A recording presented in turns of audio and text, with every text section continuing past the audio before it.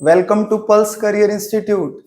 बच्चों, आज हम बायनोमियल थ्योरम स्टार्ट करेंगे। आज मैथ्स की फर्स्ट क्लास में, इस फर्स्ट वीडियो में बायनोमियल थ्योरम समझेंगे। बच्चों देखो बच्चों, बायनोमियल थ्योरम है क्या? आज तक आपने 10th क्लास में a प्लस बी का whole square, a plus b का क्यूब, इस तरीके की आइडेंटिटी आप लोगों ने पढ़ी है। इन्हीं आइडेंटिटीज को हम लोग बायनोमियल थ्योरम से कैसे समझेंगे? और मान लो सपोज करो a प्लस बी की पावर 4 हो, 5 हो, 6, 7, कितनी बड़ी से बड़ी पावर हो, ऐसी पावर्स को हम किस तरीके से सिंप्लीफाई कर सकते हैं, ये हमारा बायनोमियल थ्योरम टॉपिक है। देखो बच्चों, सपोज जैसे a प्लस बी की पावर n है। बाइनोमियल का मतलब दो टर्म्स के बीच में लगने वाला एक्सपेंशन। यहां कितनी टर्म्स है आप देखिए, 2 टर्म्स है ना, प्लस भी हो सकता है और माइनस भी, और इसकी पावर कुछ भी हो सकती है। पर जो पहले हम लोग सबसे पहले फॉर्मूला पढ़ रहे हैं, इसमें n की वैल्यू हमेशा कैसी रहनी चाहिए? Natural number. l always natural number. अब इसका फॉर्मूला क्या होता है देखिए बच्चों, NC0 फर्स्ट टर्म की पावर n हाईएस्ट और सेकंड टर्म की power 0।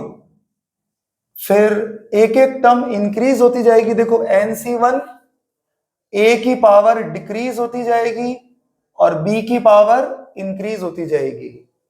Next NC2 a raise to power n-2 b square. Similarly बच्चों, ये प्रोसेस आगे कंटिन्यू चलता रहेगा और at the end NCN a raise to power n-n, it means 0, और b raise to power n।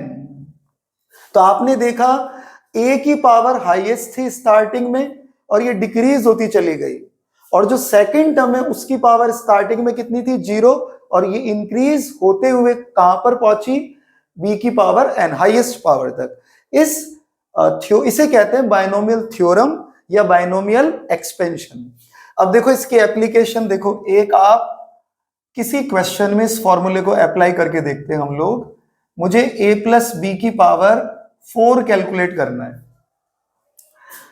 तो मैं कैसे करूंगा बच्चों? 4C0 a raise to power 4 b raise to power 0।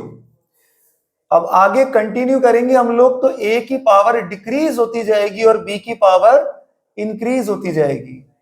4C2 a raise to power 2 b raise to power 2। Next 4C3 a raise to power 1 और b raise to power 3। और last term 4C4 a raise to power 0 और b raise to power 4। ये combination से आप लोग calculate कर सकते हैं। अभी मैं आपको पास्कल ट्रायंगल एक समझाऊंगा, उससे ये सारे रिजल्ट्स आप लोगों को याद हो जाएंगे बच्चों। इस 4C0 की वैल्यू होती है 1, a raise to power 4 1, b raise to power 0 1। 4C1 की वैल्यू बच्चों 4 a cube b raise to power 1। 4C2 की value 6 a square b square plus 4ab cube, और लास्ट टर्म ये भी 1, ये भी 1 और b रेज टू पावर 4। तो क्या रिजल्ट मिलेगा आपको? a raise to power 4 plus 4a cube b plus 6a square b square plus 4ab cube और last term b raise to power 4। तो इस तरीके से आपने a प्लस बी की पावर को एक्सपेंड कर दिया। अब किसी का भी एक्सपेंशन इस तरीके से कर सकते हैं, ठीक है। अगर सपोज करिए बीच में नेगेटिव साइन हुआ, तो या तो इस फॉर्मूले में आप b की जगह माइनस भी पुट कर दीजिए, या माइनस भी पुट करने के बाद क्या मिलेगा? जहां जहां b की ऑड पावर है वहां नेगेटिव साइन आ जाएगा, और जहां इवन पावर है वो पॉजिटिव रहेगा। तो ये b नेगेटिव है यहां पर, तो मैंने देखो यहां first term positive, second negative, third positive, fourth negative, इस तरीके से ये सीरीज आगे कंटिन्यू चलेगी। ठीक है, तो आपको प्लस के लिए भी ये थ्योरम क्लियर हो गई और माइनस के लिए भी, लेकिन ये पावर क्या होनी चाहिए? हमेशा नेचुरल। एक बात और यहां समझना चाहिए कि ये दो टर्म्स के बीच में आपने एक्सपेंशन अप्लाई किया है, तो यहां नंबर ऑफ टर्म दिख रहे हैं आपको कितने हैं? देखो 0 से स्टार्ट हो रहा है और कहां तक जा रहा है? n तक। तो नंबर ऑफ टर्म्स इस एक्सपेंशन में, number of terms in a plus b raise to power n is equal to n plus 1। जैसे आप यहां चेक कीजिए, ये पावर कितनी है? 4, तो नंबर ऑफ टर्म्स देखिए कितने आए हैं? 5। क्लियर? ठीक है, अब मैं पहले आपको पास्कल ट्रायंगल समझाता हूं ताकि ये कॉम्बिनेशन की वैल्यूज आपको लर्न हो जाए सब। ठीक है, देखिए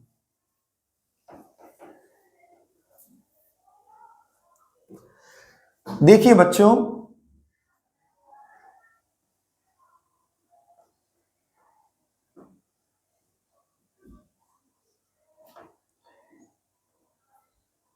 जीरो सी जीरो, इसकी वैल्यू 1। ठीक है, फिर देखो 1C0, 1C1, 1C0 कितना होता है? 1, और 1C1 भी कितना होता है? 1। ठीक है, अब जैसे आपको 2C0, 2C1 और 2C2 चाहिए, तो 2C0 आप लिखेंगे ये 1, फिर इन दोनों का सम करिए, ये आ गया 2C1, फिर ये लास्ट टर्म लिखिए 1। ये 2 के लिए आपके पास कॉम्बिनेशंस के तीनों रिजल्ट्स हो गए, है ना। इसी तरह सिमिलरली ये प्रोसेस कंटिन्यू कीजिए, 3C0, 3C1, 3C2 और 3C3। सबसे पहले इसकी वैल्यू बच्चों 1, फिर इन दोनों का सम कीजिए, कितना हुआ? 3, इन दोनों का सम कीजिए 3, और लास्ट ये 3C3 कितना आया? 1। Clear? Next 4C0, 4C1, 4C2, 4C3 और 4C4। 4C0 की वैल्यू लिखिए 1। अब इन दोनों का सम कीजिए, ये इन दोनों के बीच में आ रहा है ना बच्चों, इन दोनों का सम करो, सम, दोनों का सम कितना हो गया? 4। ये इसकी वैल्यू हो गई। ये मैंने देखो इन दोनों के बीच में लिखा है, आप मिडिल में लिखा है, चेक करो। 3 + 3 ये 6, इनका सम 4 और लास्ट टर्म फिर से 1। ऐसा ही 5C0 के लिए आप जितना ज्यादा ये लर्न रखेंगे उतना आपको इस चैप्टर में बेनिफिट रहेगा। ठीक है, 5C0,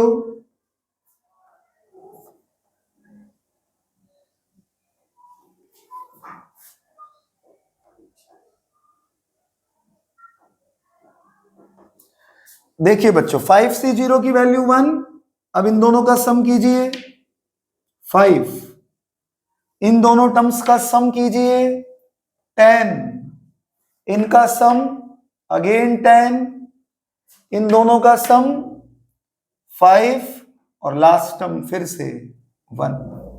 तो इस तरीके से आपको पास्कल ट्रायंगल मिल सकता है। आप यहां ये भी चेक कीजिए, जो मिडिल टर्म्स आ रही है ना, वो हमेशा ग्रेटेस्ट है, ग्रेटेस्ट। इस सीरीज, इस देखो, इस 5 के कॉम्बिनेशन में मिडिल में 2 टर्म्स हैं, ग्रेटेस्ट है। 4 के लिए ग्रेटेस्ट है मिडिल टर्म।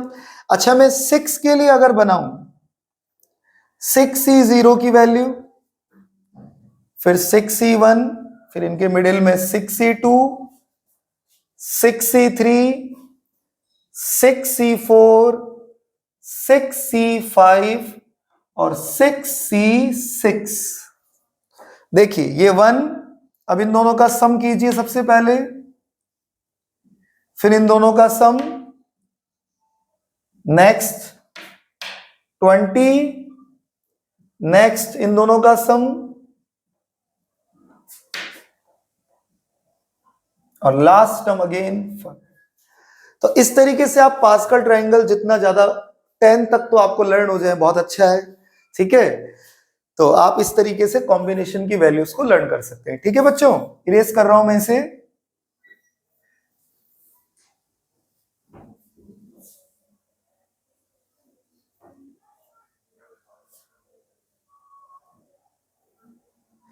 जैसे आपने बाइनोमियल थ्योरम में अभी आपने a प्लस बी की पावर n में नंबर ऑफ टर्म्स थोड़ी देर पहले मैंने आपको ये बताए थे n प्लस 1, ये बाइनोमियल है, 2 टर्म्स है ना। सपोज करो इसमें 3 टर्म्स हो, सारी डिफरेंट डिफरेंट टर्म हो, या मोर देन 3, कितनी भी टर्म्स हो सकती है। मैं यहां लिख रहा हूं r टर्म्स और रेस टू पावर n। आपको इस एक्सपेंशन में नंबर ऑफ टर्म्स चाहिए, नंबर ऑफ टर्म्स। तो आप इसके लिए फॉर्मूला लर्न कर सकते हैं, n plus r minus 1 c r minus 1, n plus r minus 1 c r minus 1। For example suppose x plus 2y plus 4z raise to power 5, find the number of terms in this expansion, ये question है आपका। तो आप इसमें number of terms कैसे calculate करेंगे?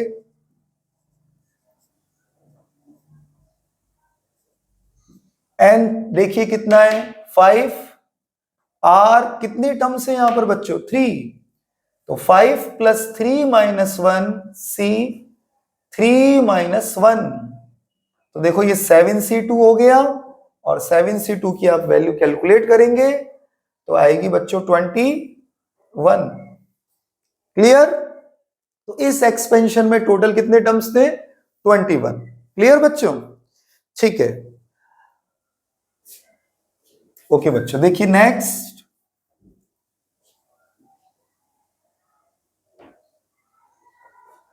अब इस बाइनोमियल थ्योरम में हम लोग नेक्स्ट फॉर्मूला पढ़ रहे हैं बच्चों, जनरल टर्म कैलकुलेट करने का। यही काफी मेन फॉर्मूला है बच्चों, मोस्टली क्वेश्चंस इसी फॉर्मूले से सॉल्व होते हैं, ठीक है। General term in the binomial expansion, general term in the binomial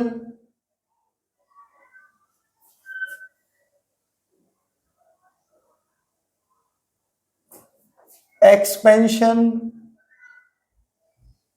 of a plus b raised to power n।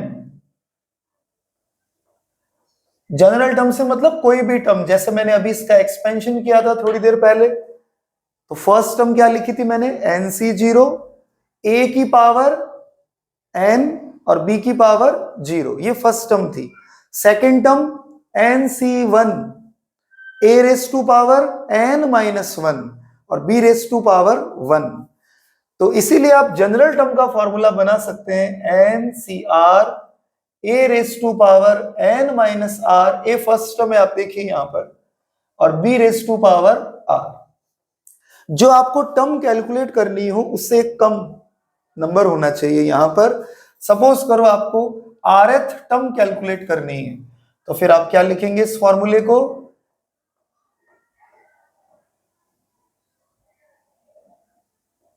Into b raise to power r minus 1। Suppose करो आपको r minus 1th term calculate करनी है, तो NCR minus 2, a raise to power n minus r minus 2 and b raise to power r minus 2। Similarly suppose करो r plus 2th term calculate करनी है आपको, r plus 2th term, तो फिर आप फॉर्मूला क्या लिखेंगे, NCR plus 1, a raise to power n minus r plus 1 and b raise to power r plus 1। Clear हो गया? क्लियर बच्चों? ये आप ऐसे जनरल टर्म कैलकुलेट कर सकते हैं। इसकी एप्लीकेशन क्या क्या है, ये कहां कहां किन किन क्वेश्चनों में काम में लिया जाएगा? जहां किसी क्वेश्चन में लिखा हो find the term independent of x, independent of x का मतलब उसमें एक्स आना ही नहीं चाहिए, या कांस्टेंट टर्म कैलकुलेट करना हो, या आपको कोई पर्टिकुलर टर्म कैलकुलेट करनी हो, या मिडिल टर्म कैलकुलेट करनी हो, ऐसी जगह आप लोग इस फॉर्मूले को काम में ले सकते हैं। ठीक है, जैसे मैं एक क्वेश्चन आपको समझाता हूं।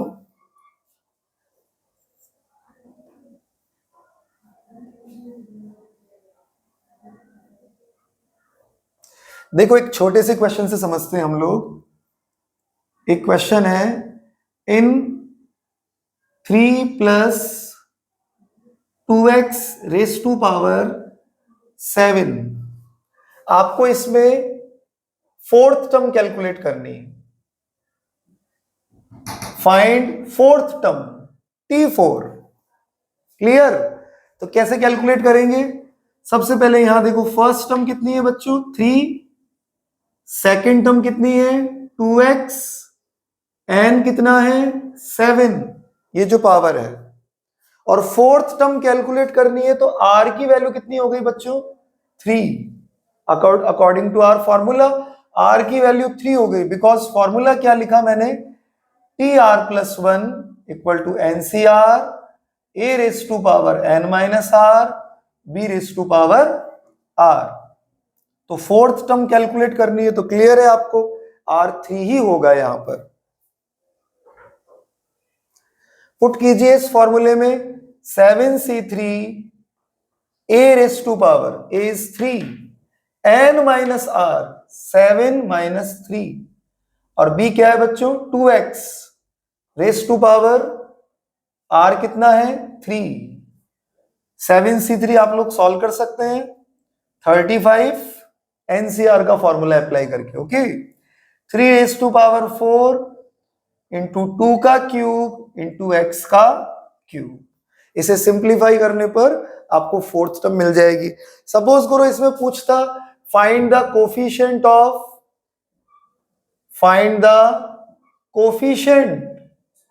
ऑफ x की पावर 3, तो आप देख रहे हैं x की पावर 3 का कोफिशिएंट कितना है, ये x की पावर 3 का कोफिशिएंट है।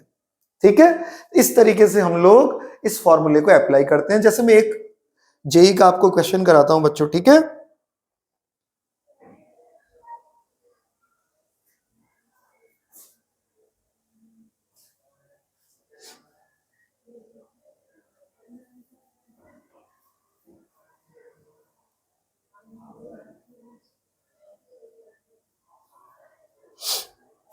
देखिए हम जेई का एक क्वेश्चन कर रहे हैं पास्ट ईयर का।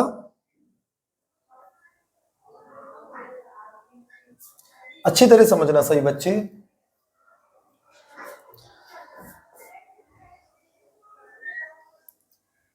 x plus 1 upon x raise to power 2/3 minus x raise to power 1/3 plus 1 minus x minus 1 upon x minus x raise to power half raise to power 10। Find the term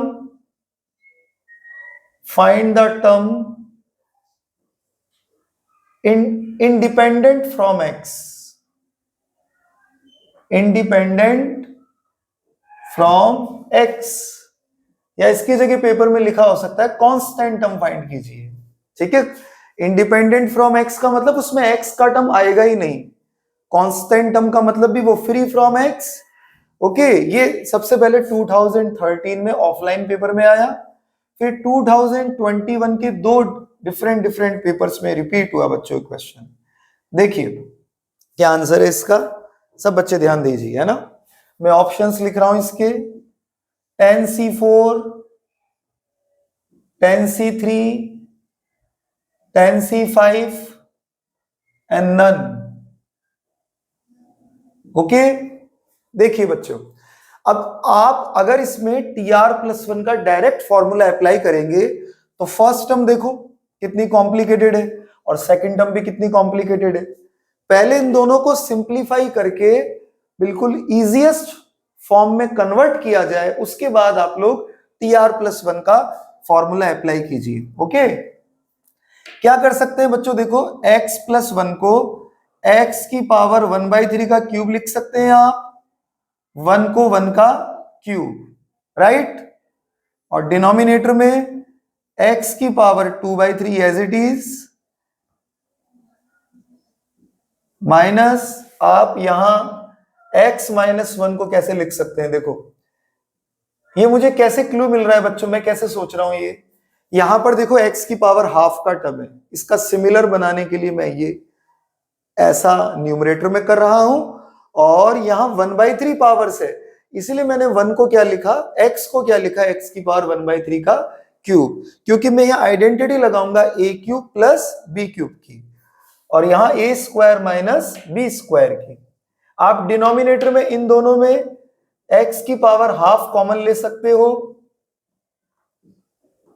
race to power 10, तो क्या देखेंगे, देखो आप a³ plus b³ की identity a plus B, देखो मैं रफली आपको यहां लिख के बताता हूं, a³ प्लस b³ की a plus b a² minus ab plus b², ये आप अप्लाई करेंगे इसके अंदर बच्चों, तो आपको क्या मिलेगा, ये a है और ये b है, तो ये वाली जो टर्म है ना वो इससे सिमिलर होके कैंसिल हो जाएगी, और ओनली a प्लस बी ये टर्म बचेगी, तो मैं डायरेक्ट आपको ये लिखकर दे रहा हूं x की पावर 1/3 प्लस 1, ओनली ये टर्म बचेगी, 1 की पावर एनीथिंग 1 ही रहेगा। ओके, माइनस यहां a² minus b², a minus b और a प्लस बी, तो ये नेगेटिव वाली टर्म कैंसिल हो जाएगी, और x की पावर हाफ प्लस 1, और डिनोमिनेटर में भी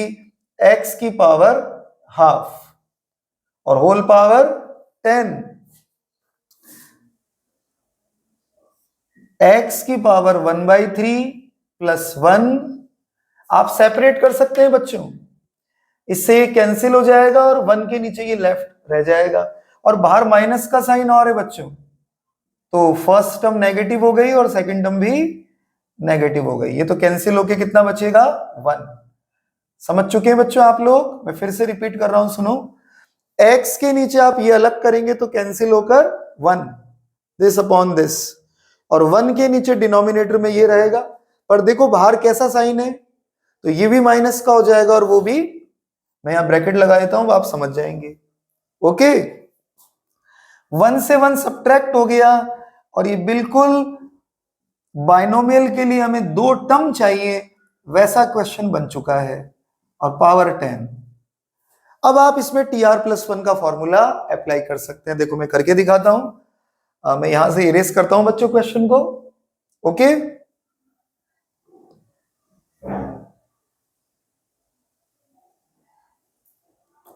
इसमें tr+1 का फॉर्मूला लगाएंगे, NCR, फर्स्ट टर्म की पावर कितनी, n माइनस r, और सेकंड टर्म की पावर कितनी, r।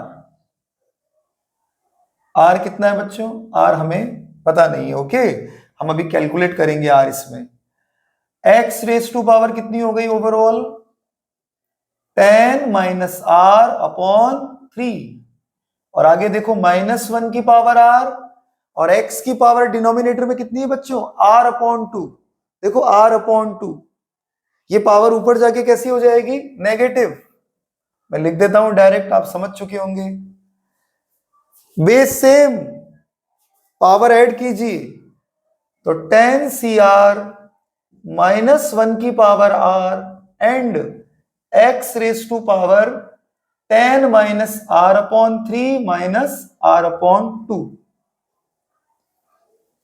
क्या चाहिए आपको, क्वेश्चन में रीड करो, find the term which is independent from x, जिसमें x नहीं होना चाहिए, इसका मतलब ये पावर किसके इक्वल करेंगे आप लोग, 0 के equal, because x raise to power 0 1, तो ये फ्री फ्रॉम x हो जाएगी, कांस्टेंट टर्म हो जाएगी, इसलिए for this term we take 8 power of x is equal to 0, तो इसे सिंप्लीफाई कीजिए, आपको r की वो वैल्यू मिल जाएगी जिसके लिए हमें इंडिपेंडेंट टर्म हमें मिले, ठीक है ना, r की वो वैल्यू जिस पर इंडिपेंडेंट टर्म मिले।